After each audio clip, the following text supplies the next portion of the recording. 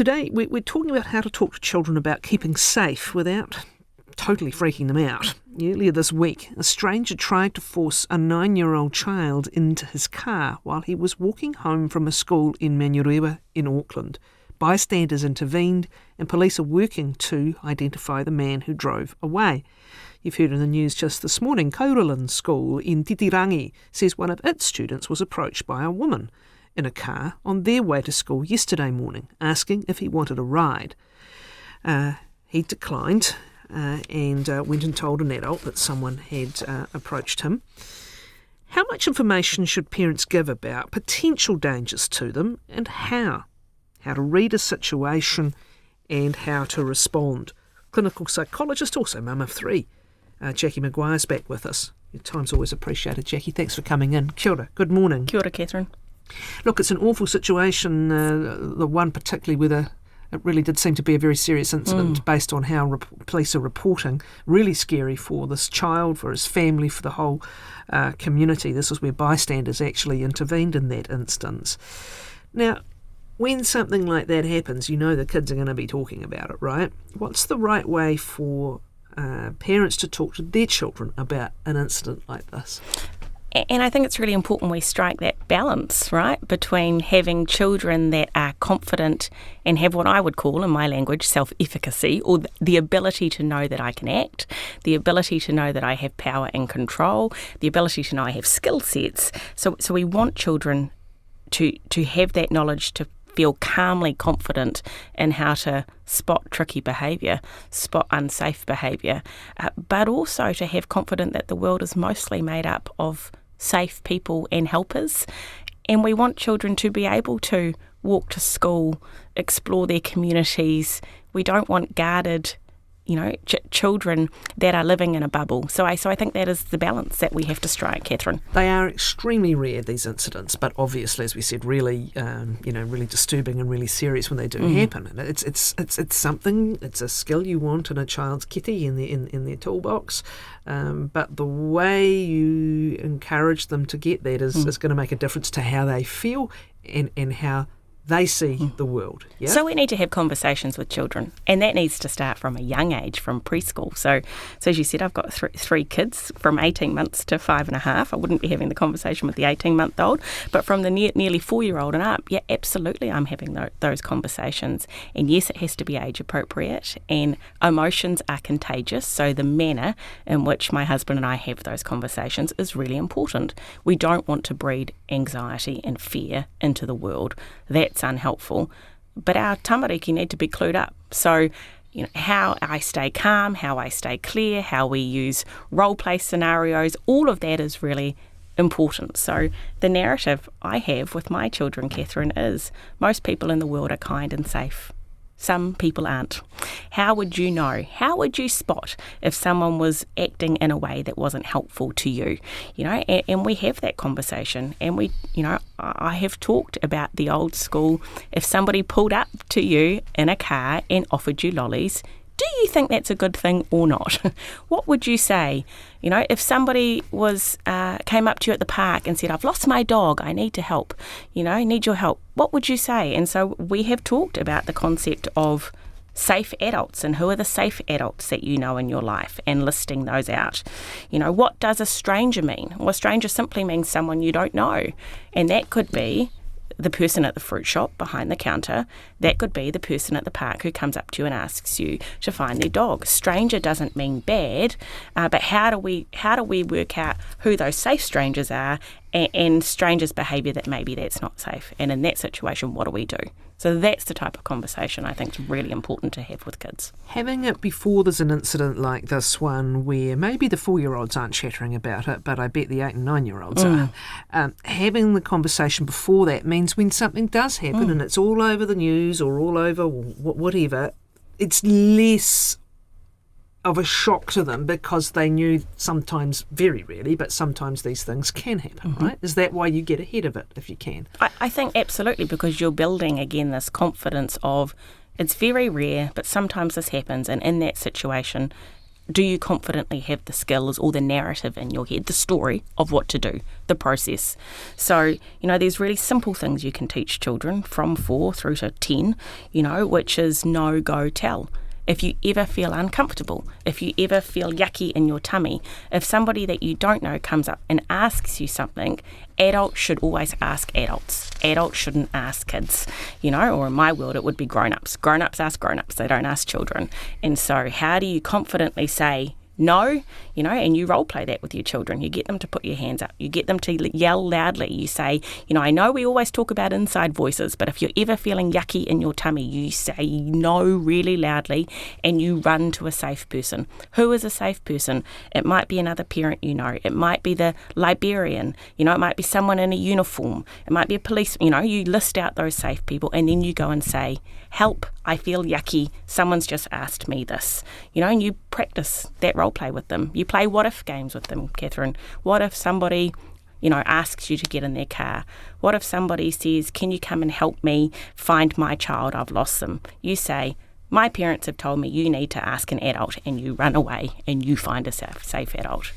It's interesting with this latest situation, I'm wary of supposing, but it was an offer of a lift to school. It could have been pouring with rain.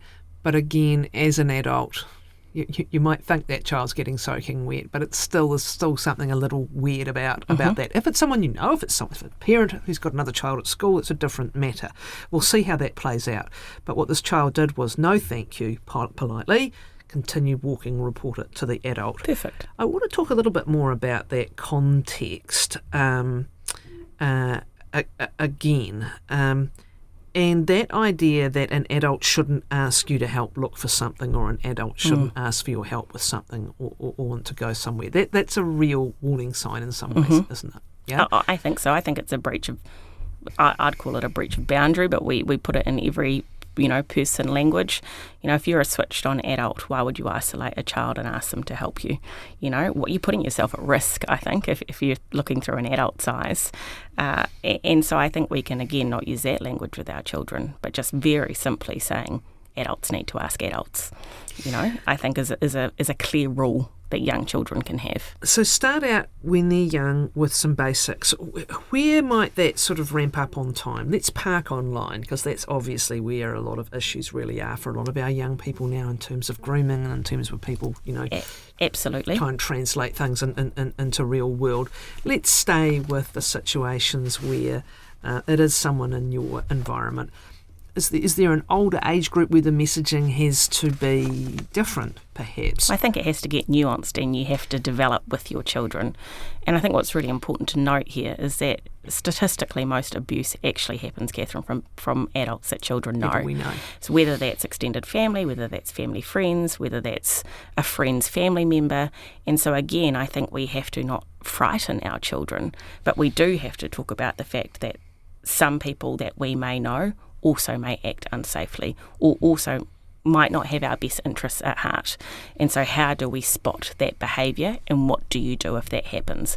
If an adult ever asks you to keep a secret, if an adult ever shows you a picture that makes you feel uncomfortable, if an adult ever shows you somebody else's body, if an adult ever asks to see your body, if an adult ever asks you to come just with them and to not tell mum or dad or another adult, if any of that happens, what do you do?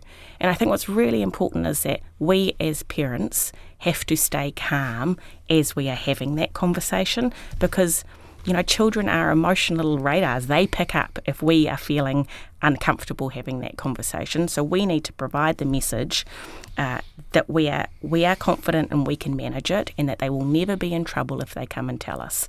So again, these are the types of behaviours you look out for, and if that ever happens, you say no.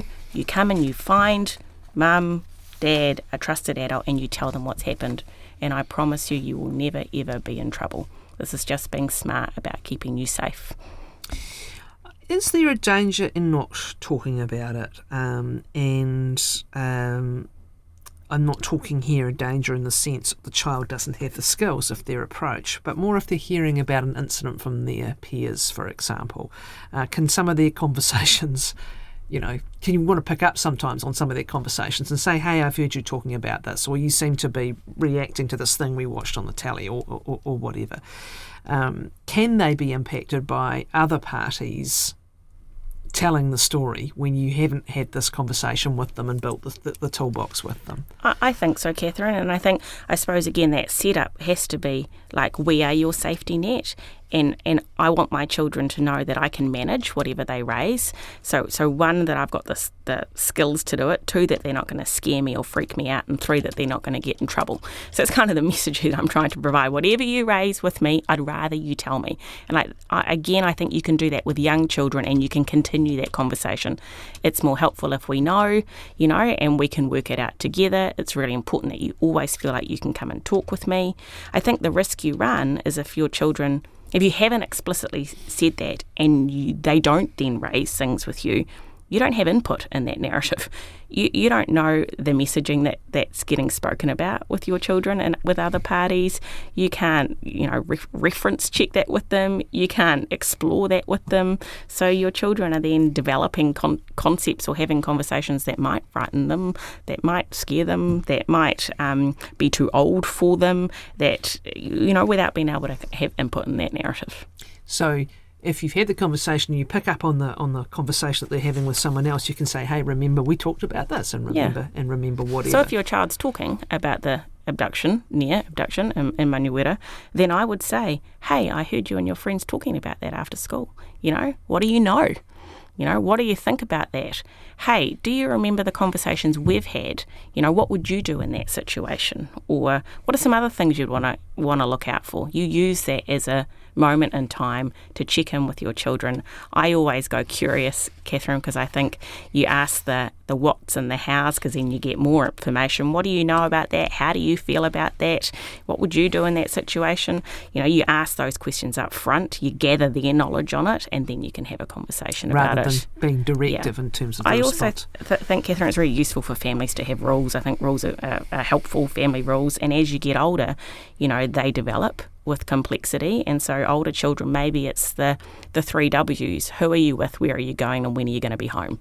And just when you go out, they're the 3 things that we ask, and so again, it just becomes part of how we operate as a family. It's not about that we don't trust you, this is just about keeping us safe. That's really pertinent with older kids, isn't it, when they're out with friends together. That conversation might also become about not leaving anyone behind, not letting anyone be isolated, these kinds of conversations. So again, the implication is, and maybe you're direct about it, we don't want them, we know sexual assaults are a huge issue for our teens and young people when they're out, unfortunately, partying. And so you mature, I guess, or you change the skill set and the toolkit as their lives change, and I guess the places they may come into issues change. I think that's radical acceptance, right? Your children, as they grow older or they're at university, will go partying, most likely. So, and what are the things that happen? We know abuse occurs. So, let's talk about that up front.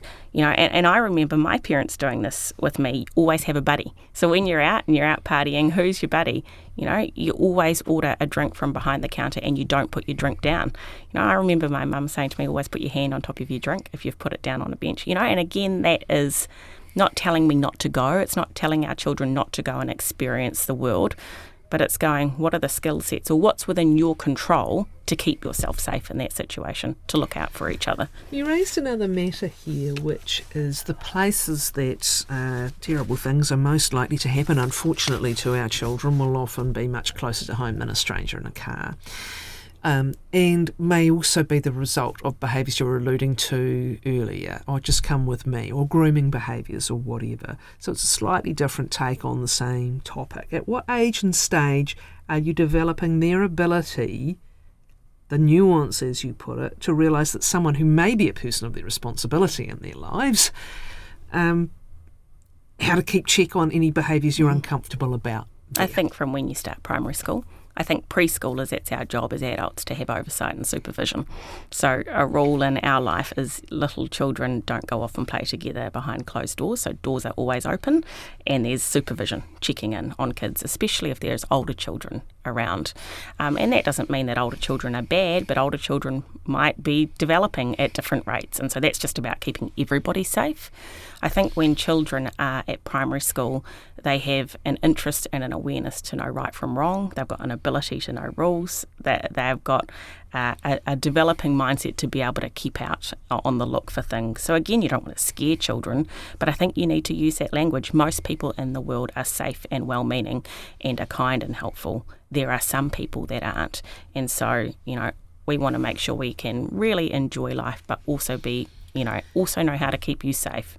So if an adult that we know ever asks you to come into a room without mum and dad, if an adult that you know ever makes you feel, and my words would be yucky, if you then go to a 10-year-old, you can be pretty straight up, I think, in a calm and confident way.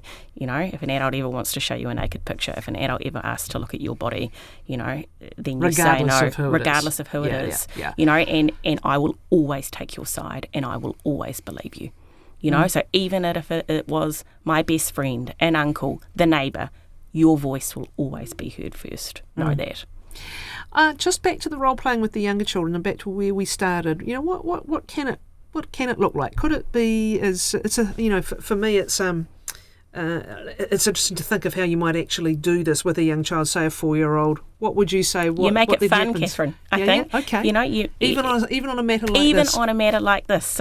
So this is what I did with my children. We were up the bush walking, and I had this conversation with my young children, and we role played it. So if somebody stopped the car next to you and they said, "Hey, look, I've got all these yummy lollies from the dairy. Do you want them?"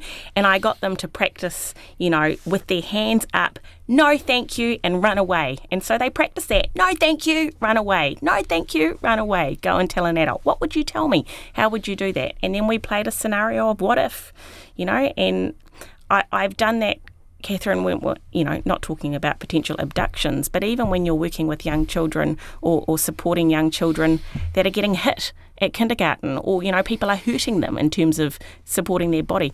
We practice that "no" and say it really loudly. How loudly can you yell no? What do you need to go and tell the teacher? So I think it's just another thing. It's just another thing. I love that you do it when you're out walking in the bush, say. It's good to find something where there's another distraction or another activity happening, and then you bring it into this. Because you don't want the intensity of "I'm telling you off." To stay in the home or to stay in their room, or for them to remember where they were when they talked about this. It's just another yarn between me and you, and it's just about me supporting you to be safe and to be wise as you grow up. Great stuff, Jacqui. Thank you very much, as always. Jacqui Maguire is a clinical psychologist and mum of 3 herself too, always bringing that practical experience as well as her professional experience to the table. Thanks very much for that, Jacqui.